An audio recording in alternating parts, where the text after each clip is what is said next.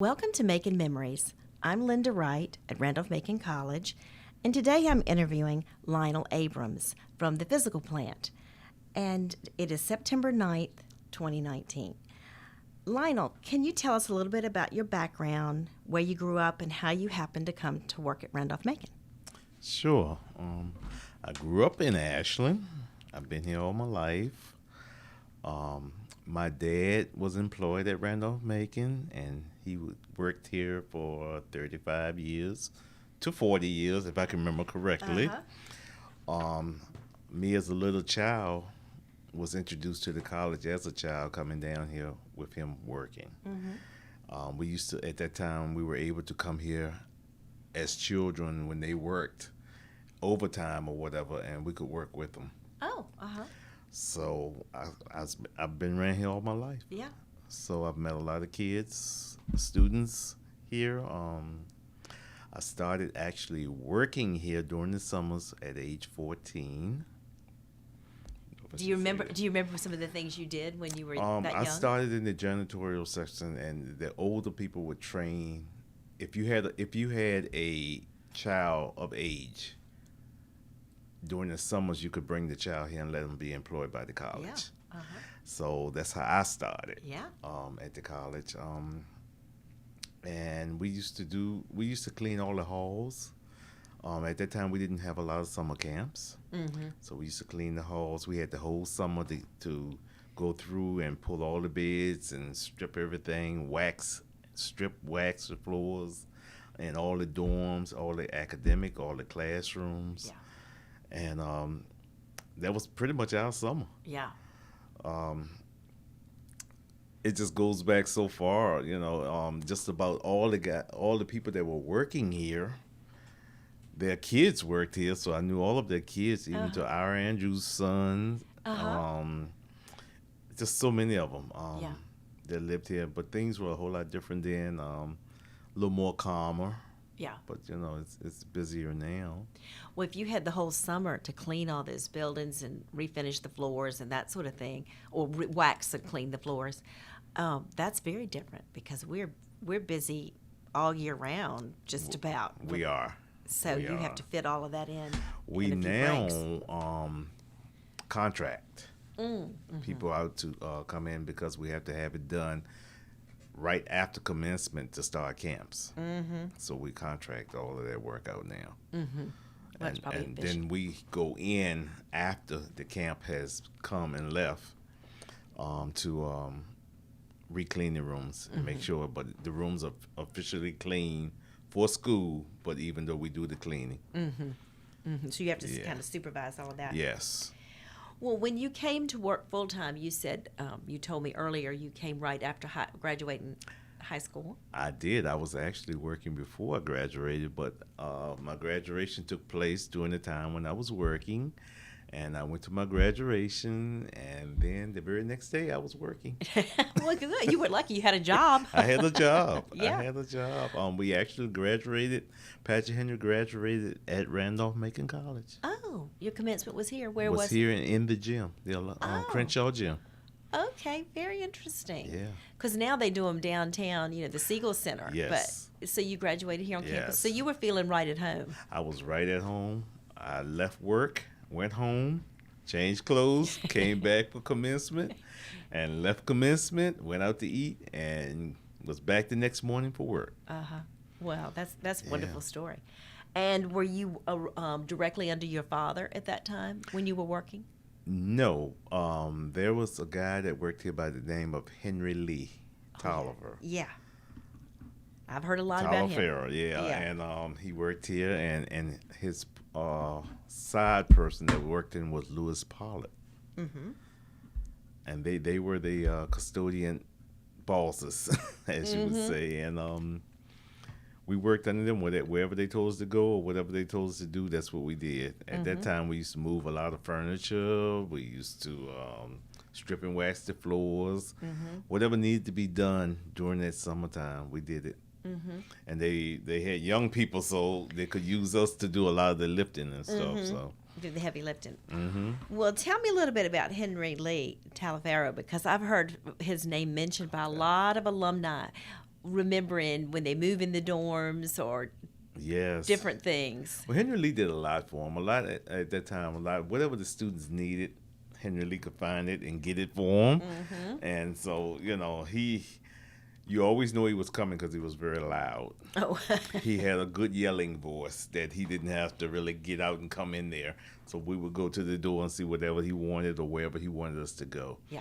So whatever he instructed us to do, that's what we did. And back then it wasn't a whole lot of application filling out and stuff like that. So some people records weren't there. Like we had an employee come in, Billy Flowers. I don't know if you ever heard of him, but he used to run Flowers Variety Store down on the railroad. And once he closed the stores, he came here to work. And his information was never found because he didn't fill out an application. It was friend of a friend. Right. He came and he started actually working in the bookstore with Barclay the Priest, and then he got moved to the gym and he was working with Ted Keller, which was in athletics, and then he was shifted to housekeeping. So nobody had the information to figure out how he really started at the college. And I had to backtrack it from memory. Yeah. Because I remember when he came. Yeah. Oh, interesting. Yeah. So it's just been ongoing from that point. Like I said, I was very young. I started really young, and been here ever since. Well, you mentioned a couple of different divisions in the physical plant. So tell me a little bit about the structure of physical plant. I know there's housekeeping and the gym and some different divisions. Talk about that a little bit and how it's changed over the time. Well, when I started, the physical plant actually was the little brick building out from the physical plant that's now used as a carpenter shop. Had 2 offices in it, a center area that they used for the break room, and then everything that they used to store in the mechanical room. And all of us used to report there. And then, we got our assignments and we went out. I was in the cleaning janitorial service at that time for 1 year. And there was a guy that worked in the setups area, which came in. He used to come in every day and pick with me and joke with me and so forth, until finally he was like, you're a good worker. You mind coming over to the physical plant and help me do setups? So that's how I ended up at the physical plant, coming out of janitorial. And I went over with him and we started doing that. And then an opening came for a supervisor for the custodial group.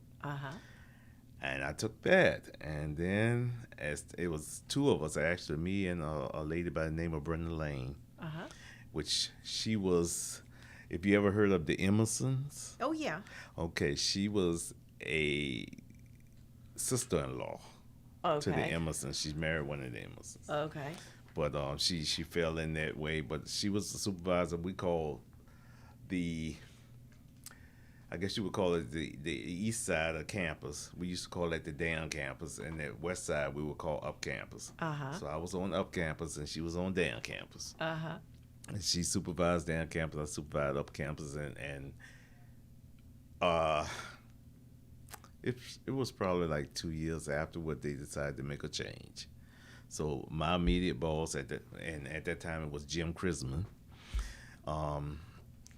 He left, and Brenda left the same day, and I got told that either I would take the position that he had, or I could probably look for another job. Oh, okay. So I took the position, and I've been in it ever since. And this was like 1995. Wow. And so the name of that position is? I'm a housekeeping manager. Housekeeping manager. Wow. So you've been doing that for 20 years. Yeah. 25 years almost. Yeah. Well, congratulations. But coming up next year, June, it'll be 40 years that I've been employed at Randolph Macon. Wow. Well, congratulations. Yeah. That's amazing. Well, good. And so, who was in charge of all the physical plant? You and Brenda took Brenda. I mean, you were promoted to housekeeping supervisor. But. Yeah, at that time it was the Emersons. Still was the Emerson. Lawrence Emerson was over top of the physical plant, and when I came in is when President Payne started here. And I never forget it because when I first started work, most of those guys had been there for a while, and they were looking at just getting 2 weeks of vacation. Yeah. And when President Payne came in, he changed all of that, and he immediately gave us 3 weeks of vacation. Oh, that's great. And they were upset with me because I was just starting as a new employee, and I got 3 weeks of vacation. And it took them 10 years to get 2 weeks of vacation. Right. But it was all good. It was all good. It worked itself out. Yeah. Yeah. Well, good. Well, let me see here. So you were talking about some of the people on campus. Talking about you started when President Payne came, and I know you were on campus as a young person, and you said you knew Dr. Moreland or saw him around campus. We used to call him Gerald Moreland. That's right. And he used to walk campus every day. There was a guy by the name of Stuart Lewis that used to go and pick him up. It was always on. He picked him up daily.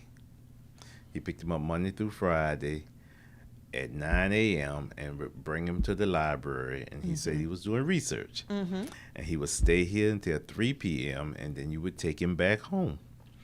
On Tuesdays and Thursdays were the days that he would go to town and to this little spa, and you had to take him in. He would go get pampered. You'd stay there and wait for him. And in Richmond, when you say Richmond. town. Yeah, in Richmond. I couldn't even think of the name of the place now, but we used to take him there on Tuesdays and Thursdays unless he had something else planned.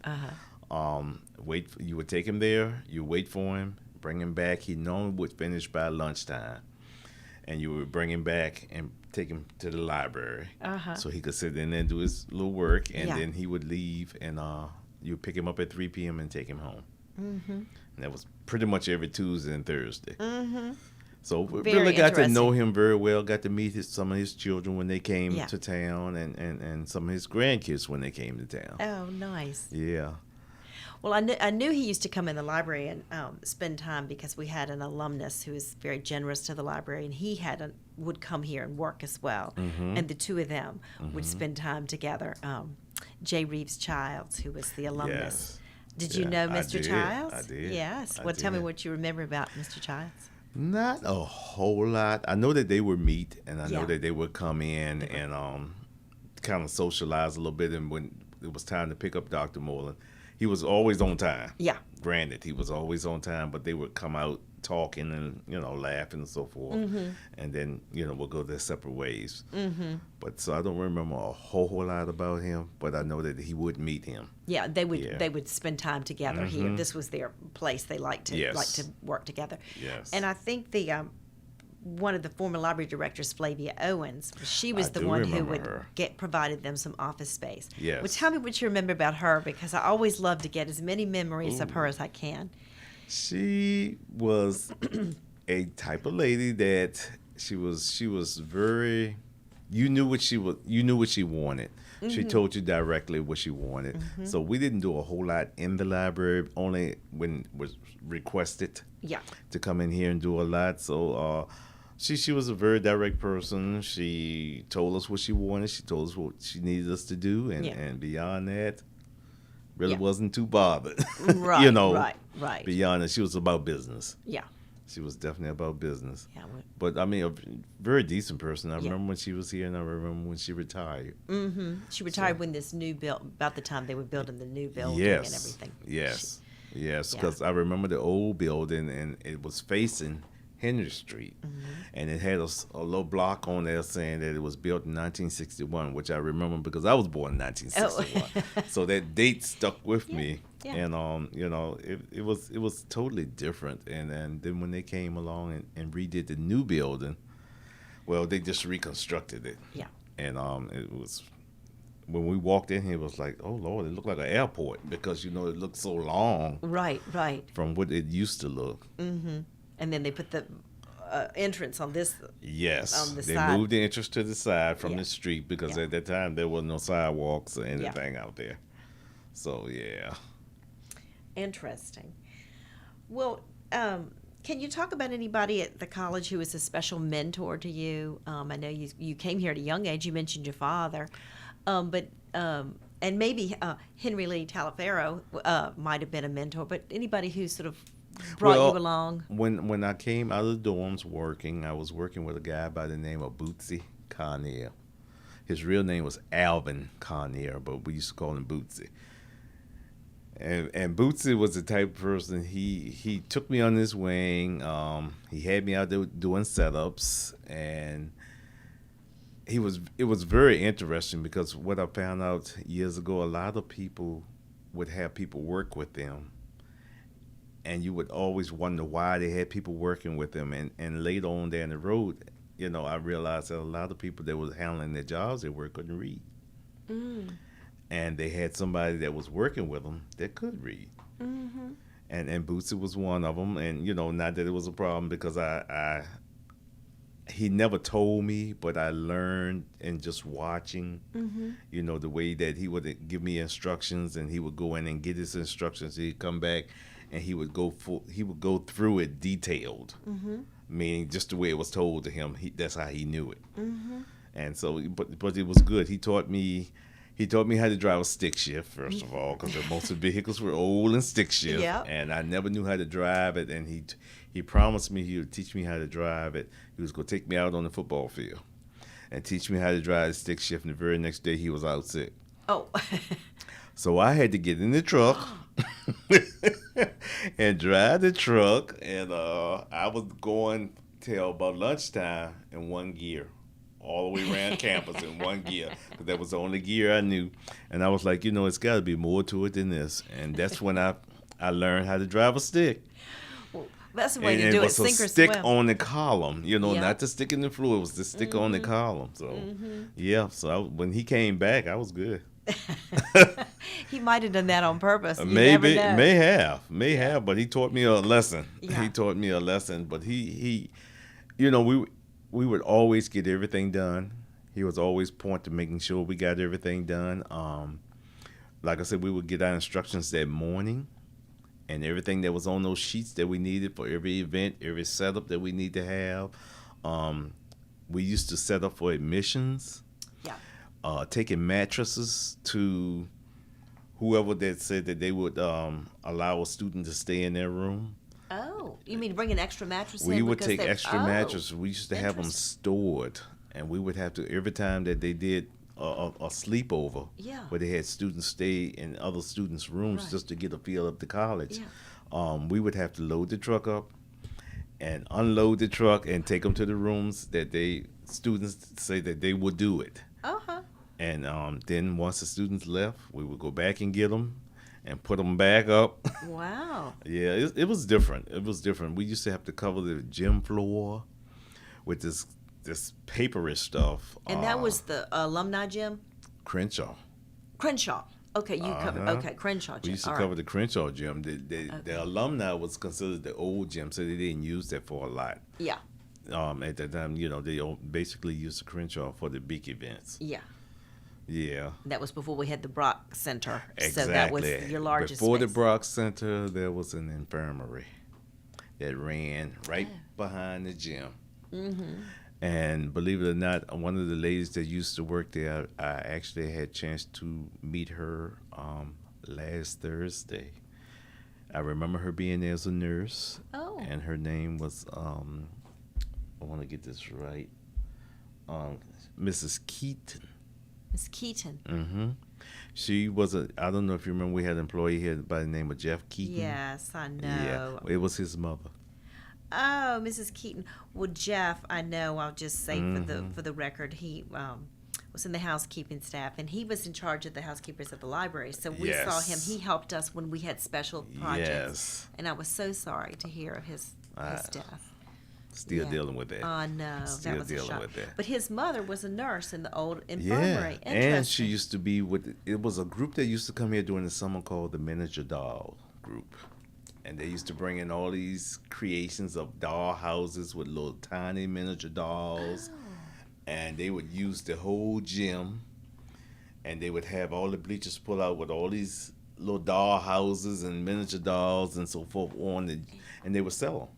Oh, interesting. They would sell them, and when I went to visit her last Thursday, I saw where she had some displays still in the house, and it just brought back memory to me of her, being there. And I sit there and I talk with her. She's 90 years old now, and I sit there and I talk with her, and I was asking her about the dolls, and her memory immediately came back to her about when they were there. And there was another employee here by the name of Mary Maxwell.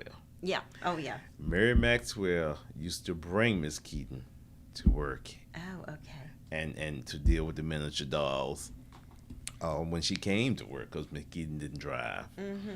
And we were just talking about that Friday.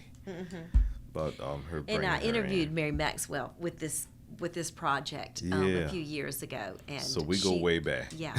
Well, she was here a long time. She's retired from the college about 3 different times, I think. 'cause Yes, but she came back and she was working 2 days during the week. But she's really dedicated. and to she was my go-to person. When I first started dealing with her, she had a lot to deal with Susan Donovan at the time, and I miss Susan. I ran into her last week, and we talked because we hadn't seen each other in such a while. But Mary worked under Susan, and Mary was my go-to person. If there was something wrong that needed to be addressed, Mary would call me.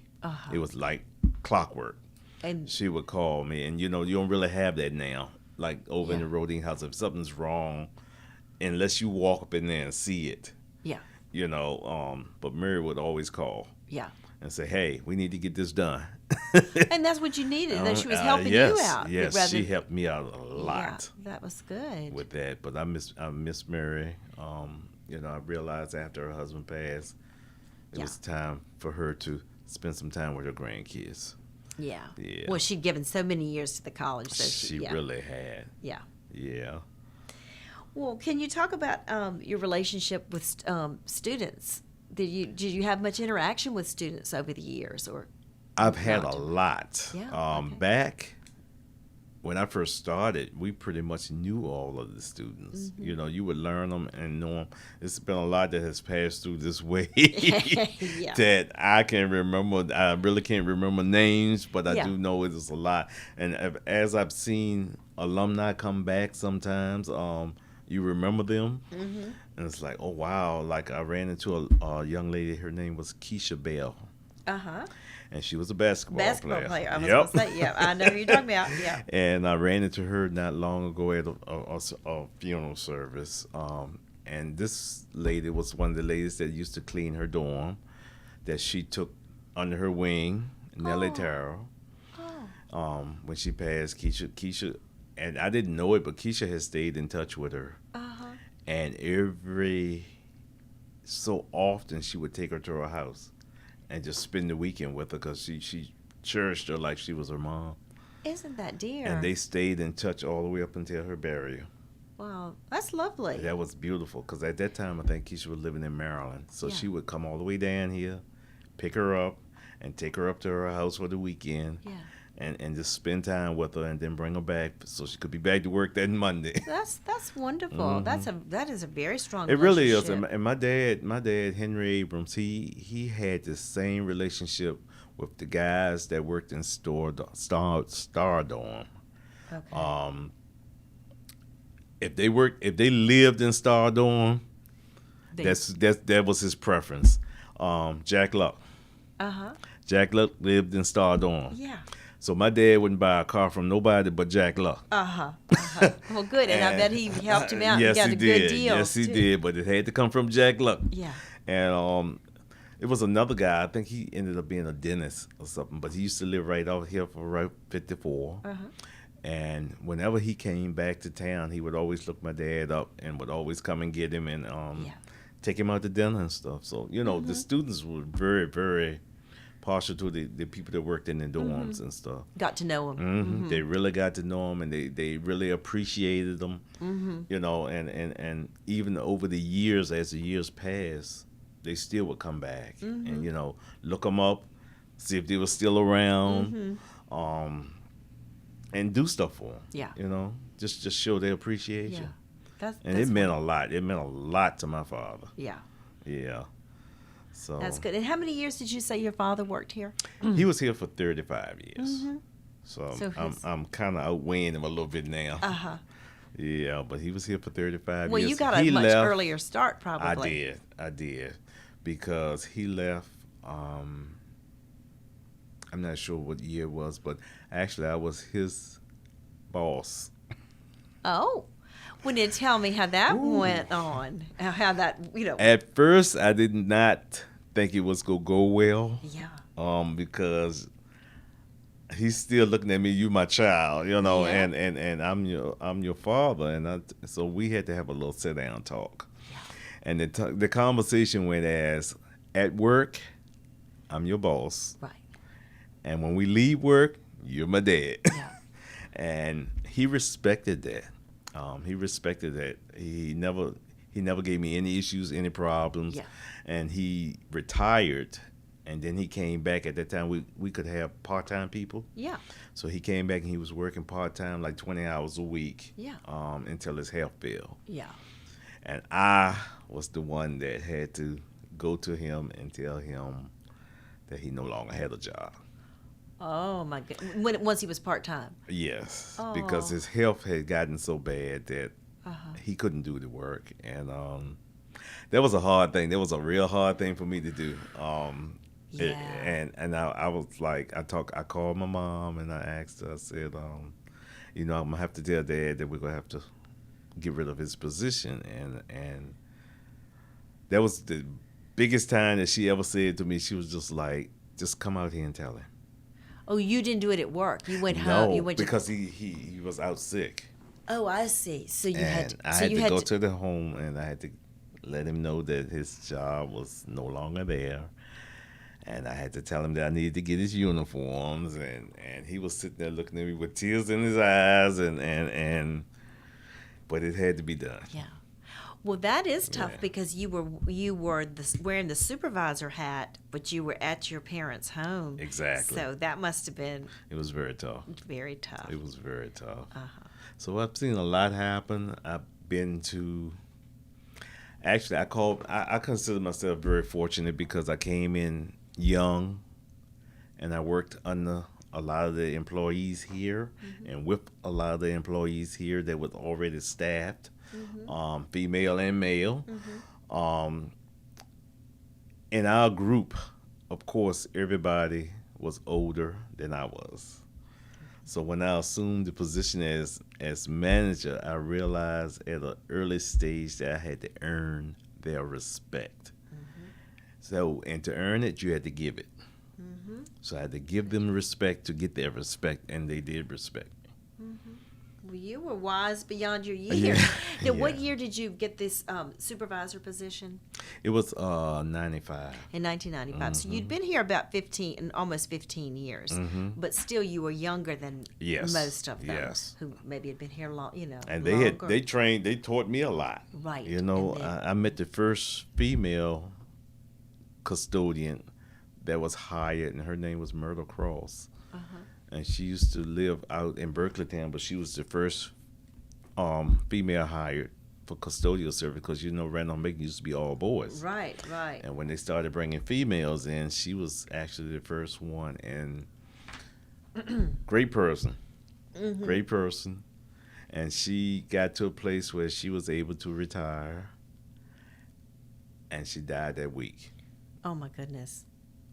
And that took me through a change. Yeah. Yeah. Because you see a person work basically all their life Yeah. and not even have an opportunity to enjoy it. Yeah. Wow. You have seen I've quite a seen bit. I've seen a lot. I've been to a lot of funerals recently of Yeah. employees that were employed Yeah. here. And I try to go and represent from the college. So I try to attend basically everybody's funeral that unfortunately, pass on. So it's been I guess you would call it an emotional roller coaster for me. But that's good that you're doing that as you're representing, Yeah, and you're doing that in yeah. your supervisor role. So Yeah. you take that really seriously. I do. Yeah. I do. Well, what are some of the things you're most proud of from your work at Randolph Macon? Well, when I was told when I first came here, once you got in a position, you weren't able to move. Once especially in the custodial line, because there really wasn't a whole lot of Uh-huh. place to go Uh-huh. there, and I moved 3 times. Uh-huh. I started off as a custodian, and I went from there to events, Mm-hmm. and then I came back as the supervisor of Mm-hmm. custodial, and now I'm the manager of custodial. Mm-hmm. So I've kind of Yeah. moved around. I was able to travel a little bit for the school with the Apple program Uh-huh. to take courses on it. It's a 4-year program. Oh, and what's it called again? It's called the Apple. Okay. They do APP.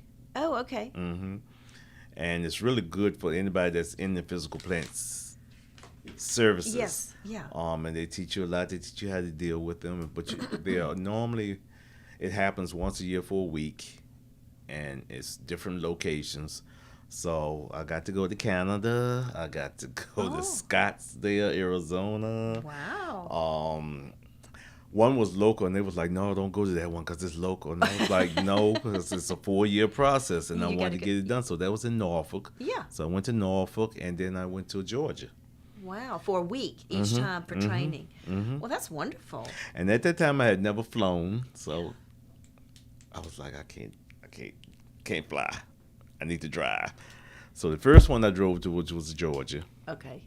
I drove down there. The college provided the car and so Yeah. forth, and I drove to Georgia, and I drove to Norfolk, and Scottsdale.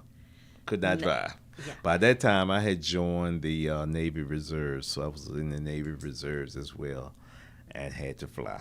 Mm-hmm. And that worked out fine for you, I Yeah, assume. that was 1995. I joined the Navy Reserves, and I did 10 years with the Navy Reserves. And I actually came out when the war was going on. So I came out in 2003 as a reservist, but very interesting wartime because I Were you did ever get sent sent over. anywhere where you had to called up? Yeah, I was called.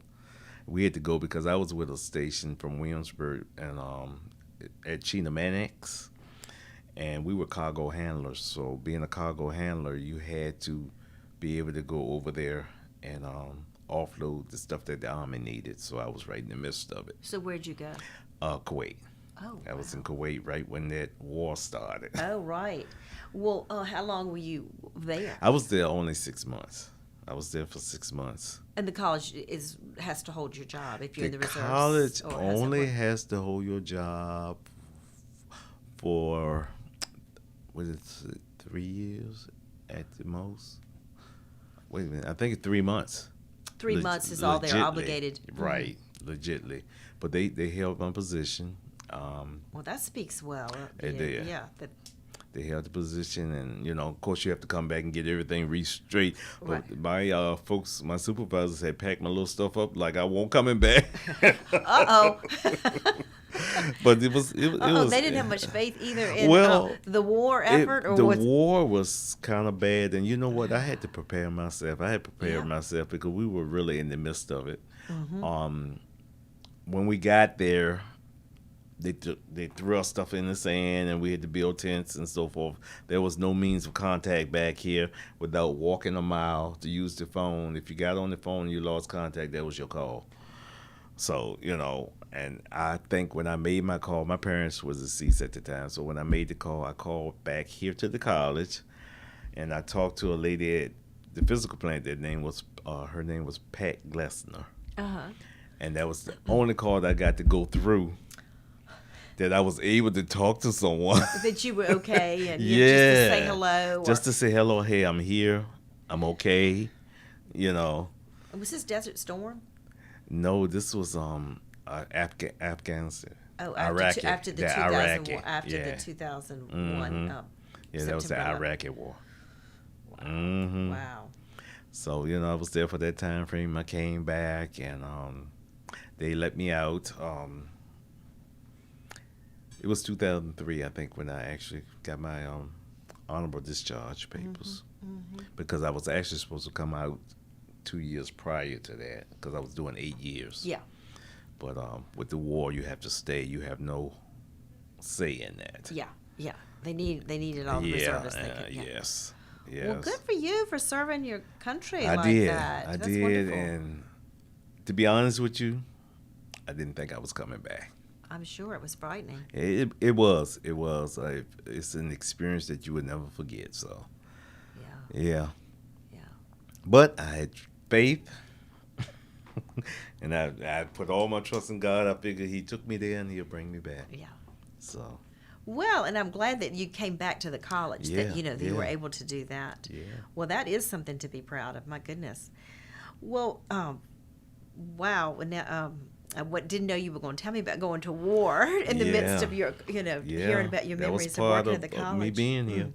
Yes. Well, my next question was, what were some of the biggest challenges about working at Randolph-Macon? But I guess going to war and coming back, some of the challenges here might not have seemed. That was my biggest. Yeah, I was going to say they might have seemed small compared to life or death situations you were dealing with. Exactly. A lot of changes up to college. I saw a lot of change, but my very early years of the college, for me, I was kind of hyped, so I had a lot of energy.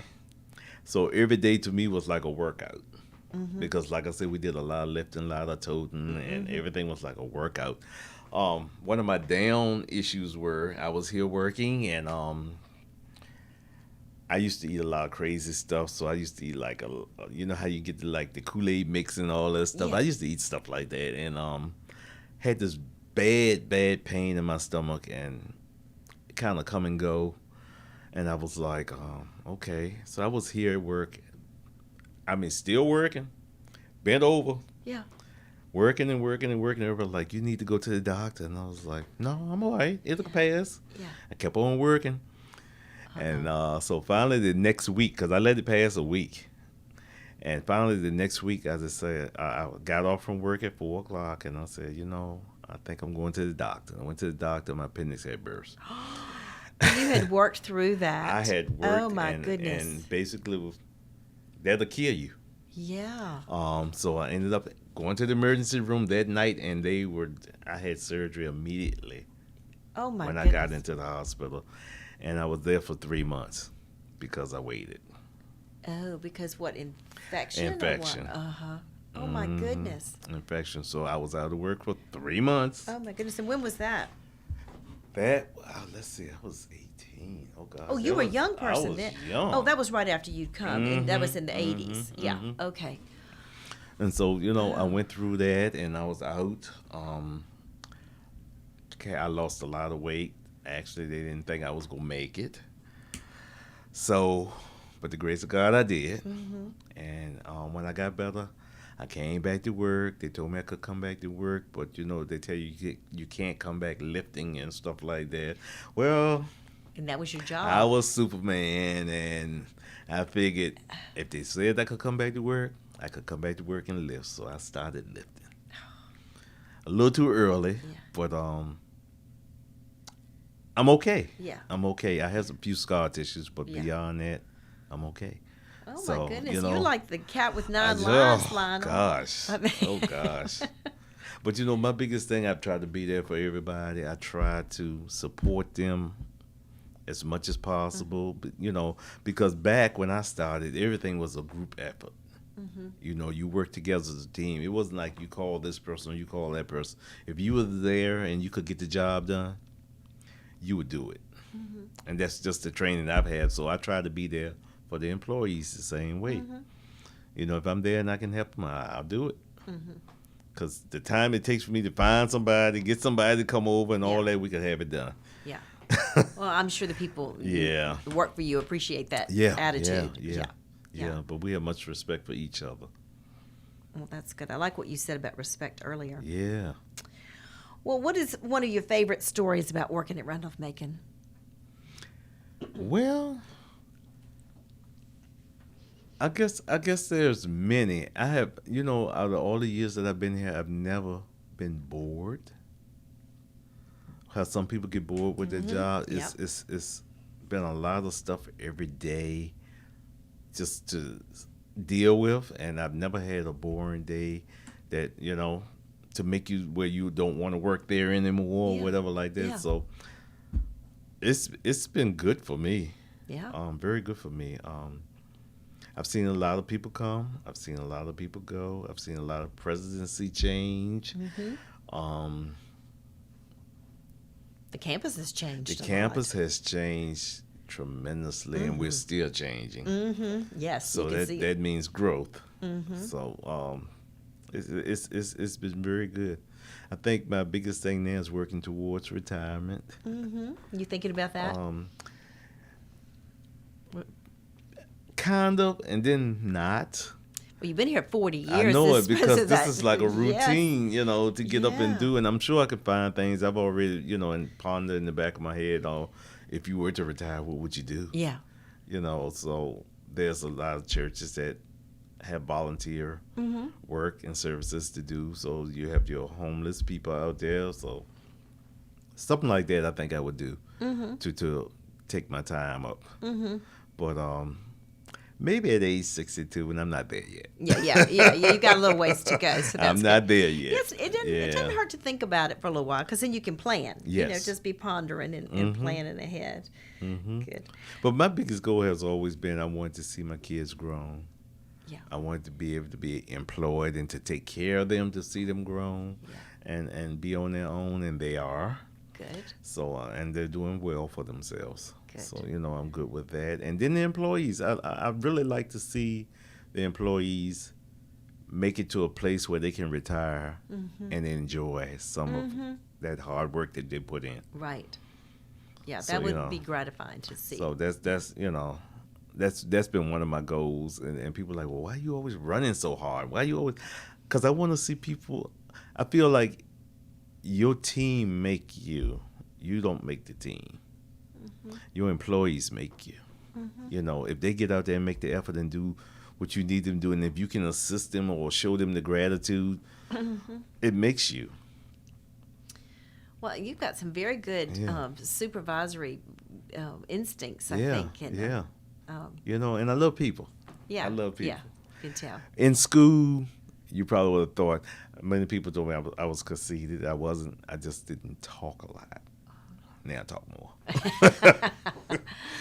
So, I engage more with people, and, I try to support people. If they tell me that they have something going on, they want me to attend, I try to go and support them. Yeah. Well, that attitude, I want to just note for the record, was rewarded when you received the Yellow Jacket Award. I got the Marilyn Gibbs Award. Oh, I'm sorry. I never got the Yellow Jacket I'm Award. sorry. I had this. Well, I found this on the website. So it was the Marilyn Gibbs Award. Well, yeah. I stand corrected. The Marilyn Gibbs Award. Well, that's It was a very a great impressive, honor. because that is for all this. And staff I thought it was for someone else. Oh, when they were And describing. when I was told about somebody getting the Marilyn Gibbs Award, they just told us that somebody at the plant would get it, and I thought it was another young lady there that was going to get the award, and I stayed back, and I was here to support her, and I'm sitting there, and she stayed back, and my boss, he stayed back, Tom Dwyer, and we're sitting there, and they're reading all this stuff off, and I was like, that don't sound like her. Who is that? And I'm sitting there listening, and sometimes when people are reading stuff off, Right. you don't apply it to yourself. Especially if you had someone else in mind. Yeah, and I'm sitting there, I was like, that don't sound right. And it got to the place that they kept on going, and they were describing me, and they was talking about going to the job. It's when I realized they were talking about me. Uh-huh. And I was sitting there, I looked at both of them, and I was like, oh, y'all got to be kidding. Like that, because... Yeah. And she was like, well, I couldn't tell you. And then they're smiling. And I was thinking it was because her. Mm-hmm. Well, congratulations on so that. that was very exciting. It was very exciting. And I knew Marilyn. Oh, that makes it even more special. I knew Marilyn. Yes. Yes, I used to pick with her when, she would come into Peel Hall in the morning. So, I knew her well. Well, that makes it even more special. When It did. And that's a wonderful award. Yeah, It's given once a year to one person, and that's very impressive. It was very exciting. Now, adventure. You said a highlight of my life up here. There was a young lady, and I cannot think of her name, but she was a library assistant. And she planned, as she said, a Randolph Macon talent program. Oh.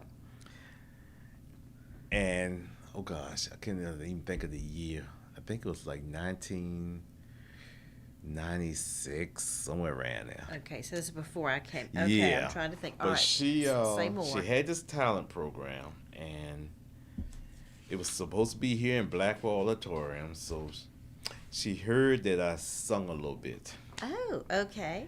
and she asked me about being in the program. So I was like, "Are you sure this is gonna be just a Randolph Macon talent program?" Yeah. And she said yes. So she said, "But you need to get your music together, like, to find a blank tape where it's just the music, and Right. so you can sing with it." So I said, "Okay." And she was gonna get the music for me. Tape didn't come.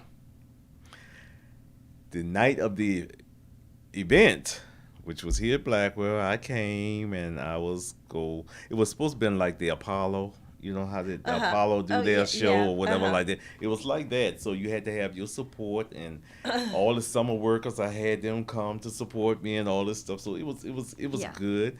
And when I got here that night, she said, "Oh, I meant to tell you I didn't have your music." And I was ready to turn around and go home. Yeah. I didn't. I got up there, and there was another friend of mine here that actually played the piano. And I was like, "Can you get up there and play?" Mm-mm. Would not play. What was the song? What were you going to sing? It was a song that Patti LaBelle did, and it's God's Blessed Child. Oh, yeah. Uh-huh. And when I got here, there were buses, there were cars everywhere. And my biggest thought was, what have I gotten myself into? This girl had planned a program. She brought this program here that you actually, if you won, you went to the Apollo. Really? Yes. Wow. And I had to support here. But So who I else won. Oh, wow. And I went to the Apollo. So at the time, there was a guy, he was my supervisor. His name was Mike Ambrosi. And he was worked with me at the plant. And if you go to the Apollo, it's in a part of Harlem. Like on 125th Street or something, Yeah, right there. Yeah. that it's a different world up there. Yeah. So here I am, Mike and myself. We were buddies. We hung, and before he left, I think right after I had joined the military, he left, but he went with me to the Apollo, and we was standing there. When we got there, we were standing there laughing. I said, "Can you picture this? Here you have a fair-skinned white guy and a black guy standing in the middle of Harlem that don't even look like we belong there." Uh-huh. Mike was kind of hardcore, so Yeah. I didn't worry about him. Yeah. But I did worry about him because after the program was over, they escorted us out the back, so I was coming out the back right at the bus, but he had to come all the way around, and I was like, I'm not getting on the bus till he gets around. Yeah, because he was in the audience. Yeah. Well, I hope they had the music for you when you got there.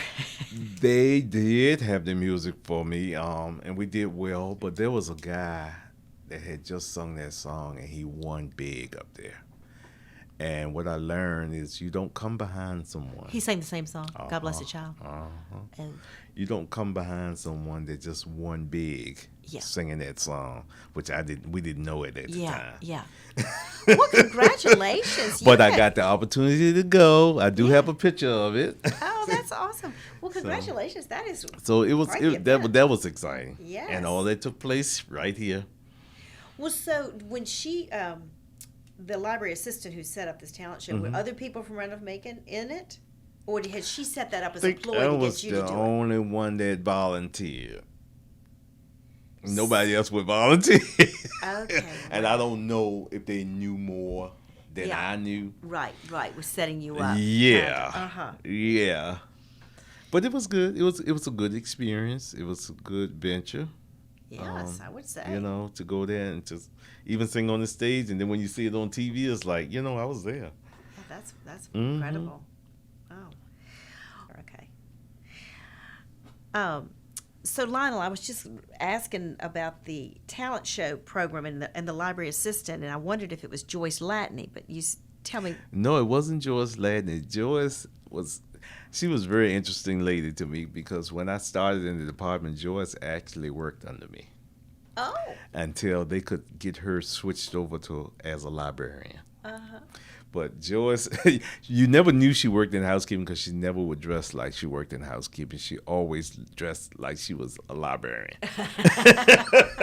and Joyce, she switched over. They actually got it switched some years later, after she had been here for a while. So she actually worked for her and Fran Grimes, which is actually Deborah Smith's aunt.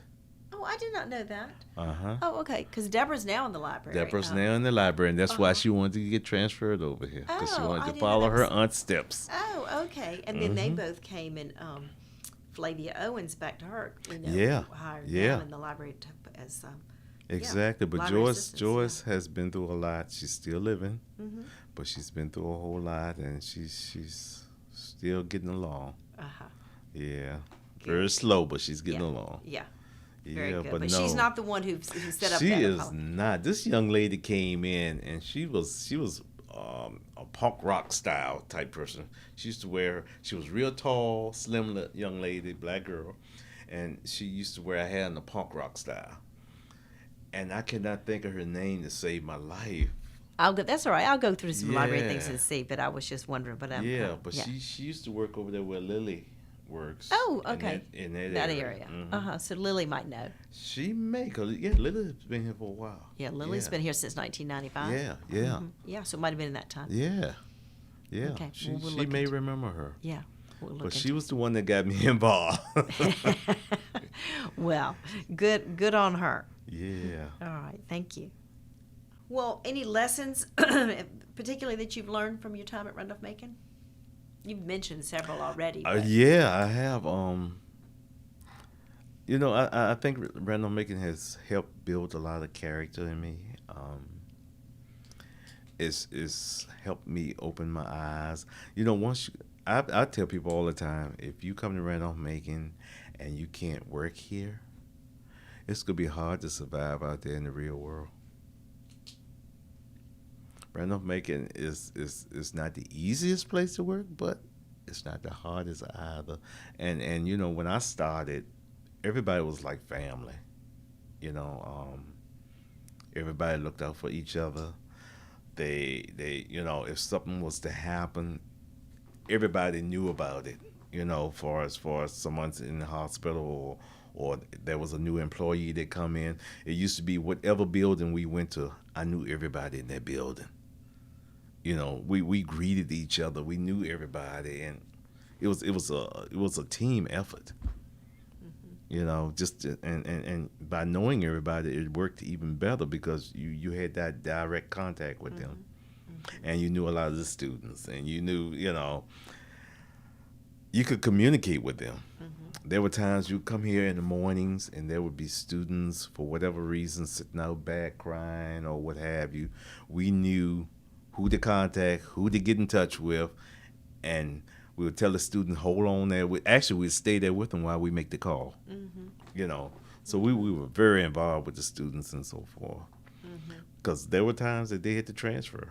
They had to move them out of their room and put them with someone else, because they didn't get along. Yeah. But, just to see a student sitting out there crying or whatever, that meant a lot to us because any of us would have stepped in. Right. Yeah. Yeah, I'm sure. And as you've already said, it meant a lot to the students. Yes, it did. Yeah. Yes, it did. And we used to tell the parents, when the parents came, especially if it was their first year, we would tell them that we were the parents away from home. If there's anything going on, and a lot of parents would actually give us their phone number. Their name and phone numbers, that if something went on or if we saw something that shouldn't been happening, call them. Yeah. And we did. Yeah. Can't do that now, but we did then. I've seen some parents show up. Yeah. You know, when that kid won't do what they were supposed to be doing, they would show up.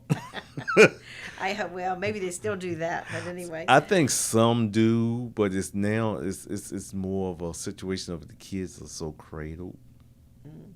You know, their expectations are very high. Yeah. So it's a little different world Yeah. out here, but you know that's with the millennium. Yeah, that's right. Hmm. Yeah, the So we learn to expectations- deal with yeah, that too. Expectations are different. Yeah, Right. yeah, we learn to deal with that and work with it. Mm-hmm. Mm-hmm. You know, you got to change with time. Well, you've seen that in Yeah, the last yeah. almost 40 years. Yeah. So, Lionel, in recent years, I've been researching the desegregation of Randolph-Macon College, and I've interviewed several of the early black students.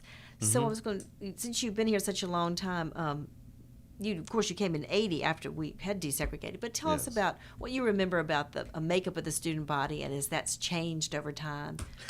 The makeup of the student body has changed tremendously. When I started, I think I could count only 2 blacks here.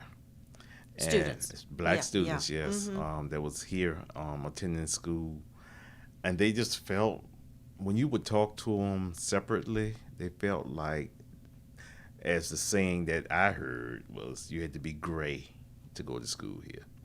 In between. And you I mean? couldn't understand at first what they were saying when they Yeah. said that, and it was like you have to lose yourself to go to school here, to be a student here, you know, especially being an African American. And I was like, okay, but there was a lady, and I cannot remember her name. She was a professor. She used to be over in Thomas Branch. Charlotte. Charlotte Parrish. Charlotte No, Parrish. not Parrish. Is it Parrish? Charlotte. Anyway, go ahead. I'll remember. Is it Charlotte Parrish or Charlotte Fitzgerald? Fitzgerald. Okay, Charlotte Parrish. Charlotte Fitzgerald, and I remember her very well. And I remember she looked into bringing in more black students to the college, and she did until her health failed. Yeah. And she was very strict with them. If she saw them doing stuff that she didn't think was appropriate for the college, she went after them. And I've seen it on many occasions that, you know, she would definitely correct them. You know, but Charlotte, she was a sweet lady with her mind straight and focused on what she was planning to do. Very sweet lady until her health failed her. But yeah. So, as you saw this, more African American students come over the years, what are some of the changes you've seen just in the student body, or they are feeling at home here, as you I said? think now we have a lot of black students here that do feel at home. You know, you can see them in bonding, and not just with their own race, but with, you know, white as well as Hispanic or Yeah. whatever. You can see a lot of that going on now to where it didn't used to be. And, you know, believe it or not, it was just as bad on campus. You had people working in the business office. I'm not going to name any names, but that just didn't find it appropriate for whites and blacks to be together. And have actually came out of their mouth and said that. And I've seen a student that was dating. It was a white guy dating a black female, and they actually got married. I know 3 of them that actually got married later on down the road. Yeah. But this student, he stood up for her. Yeah. I mean, you know, so I've seen it, and that was right there in the business office. So, you know, it was all around. So But the change has to be, it's the not ch- just the student right. body, but the whole Right, campus. exactly. Has to, It right. has to apply all over. You know, and that's something I never had a problem with, because my grandmother was white. Oh, okay. My dad's mom. And so I never had an issue with that. Yeah. They grew up on the plantation, which was called Wickham Plantation, down there off of Route 54. And so, you know, how can you be judgmental? Right, right. Yeah. So you have seen a lot of change in that way. I have. The school has really grown. I've seen the numbers change as far as the black students that attend here and other students that attend here. So it's changing a lot. It's changing a lot, and I really feel after Charlotte, I really feel that President Lindgren had a big play in that too. I've seen he has different strategies of bringing in and trying to keep the college going. Yeah. And in doing so, his agenda, I think he's gone back to find a lot of students that were here and to help get them support. Yeah. I mean, you have a lot of successful black students that went to school here. So, why not utilize everybody Yeah. and make it work? Right. Right. So, and I think that's what he's doing. So, kudos to him. Exactly. Yeah. Kudos to him. Yeah. Well, any final memories or stories that you'd like to share of your time at Randolph-Macon?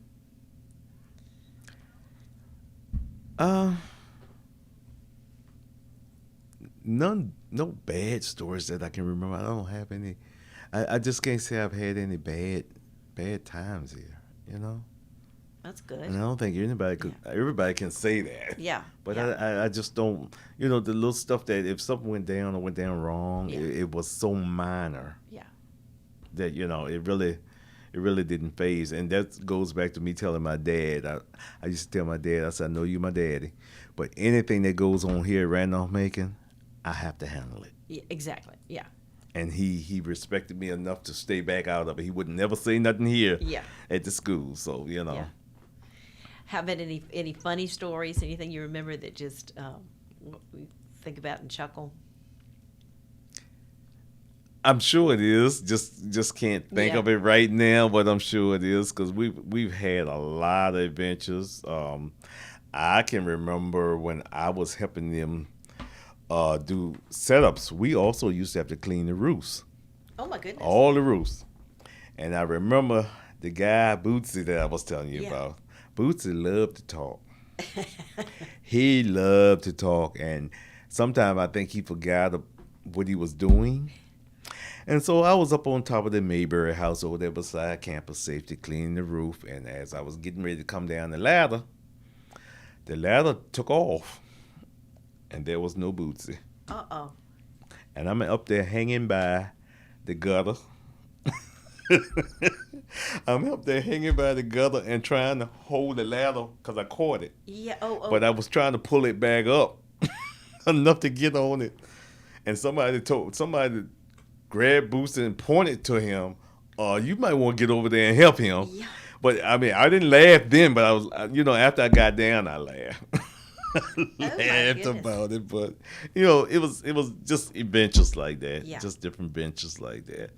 We've had little small stuff like that happen, or stuff that I just don't believe that happened. Yeah. But yeah, those kind of things they say, that saying all in a day's work, all that kind of stuff. Yeah. But we didn't have the protocols of safety like we have now. We do safety training once a month and so forth. Back then, it was like either you knew it or you didn't. Yeah. Sounds like it's a good thing, though. Yeah, it's a good thing. Yeah. It's a good thing. I've had people mix chemicals, which that's a big no-no. Yeah. You do not mix chemicals. And I had one lady, she mixed chemical and the whole house cleared. And she was standing there like, what? What did I do? And they were like, you just mix that chemical together. You don't do that. Yeah. Because you're creating a bomb. So we went through all the adventures like that, and just a lot of laughs. A lot of laughs. And back when I used to work with the old group, we used to just sit in the halls after our lunch, like during our lunch breaks or whatever like that. And I would just sit there and listen to the older people talk about all the stuff they were doing. I was like, are you serious? I'm young, and I'm listening to what you all talking about, and I was like, are you serious? But it was funny. It was funny sitting there listening to it. But they really taught, like I said, about the respect, they taught me a lot of respect. Yeah. Well, it sounds like you really learned. That's a lesson you certainly learned. Yeah. Passed on to you. Yeah. I tried to pass it on. You get different people, especially this day and time. So it's a different world dealing with people coming from other areas, because mostly everybody here was, when I started working, it was family. Mm-hmm. Believe it or not, I mean, really family, related family. Mm-hmm. Well, that can cause its own problems. Well, but you know, back then it didn't. Yeah. Nowadays it does, because you know, when you have too much family here, and if somebody gets seriously ill or something like that, you lose not one person, but you lose several people. You know, so we kind of got away from that. I've even had husband and wife work together. Oh, more than one. Interesting. And it worked well. Yeah, it worked well. They had enough respect for their jobs that, you know, they didn't let that interfere. So, you know, it's been an interesting time, very interesting time. Well, it sounds like it, and I really appreciate your sharing those memories with us on Macon Memories. So thank you. It's been a great time here at Randolph-Macon. As the president Lindgren said, it's a great day at Randolph-Macon. Well, it is. Well, Lionel Abrams, thank you so much for coming in today and sharing all of that with Macon Memories. Thank you.